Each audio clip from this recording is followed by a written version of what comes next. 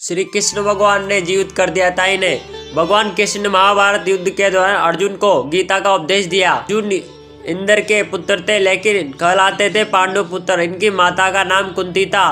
कुंती पांडु की ज्येष्ठ पत्नी वासुदेव कृष्ण की बुआ थी। अर्जुन कुंती के तीसरे पुत्र थे जो देवताओं के राजा इंद्र से हुए। प्रत्येक काल में अलग अलग इंद्र हुए हैं। अर्जुन द्रोणाचार्य के प्रिय शिष्य और कृष्ण के प्रिय मित्र थे।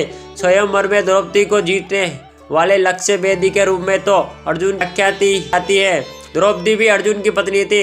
अर्जुन के पुत्र कुरु जनपद के राजा अर्जुन की 4 पत्नियां थी, द्रौपदी, सुभद्रा, उल्पी और चित्रांगदा।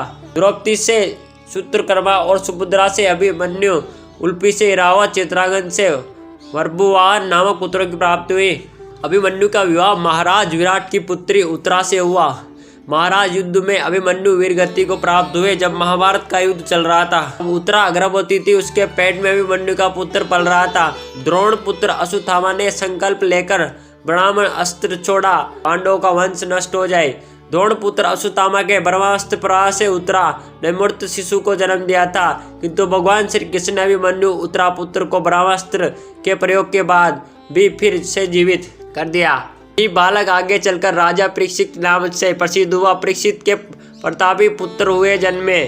ऐसे कई उदाहरण हैं जबकि भगवान कृष्ण ने लोगों को फिर से जीवित कर दिया। भीम पुत्र घटोत्कच के पुत्र बर्बरिक की गर्दन कटी होने के बावजूद श्री कृष्ण ने उसे महाभारत युद्ध की समाप्ति तक जीवित रखा।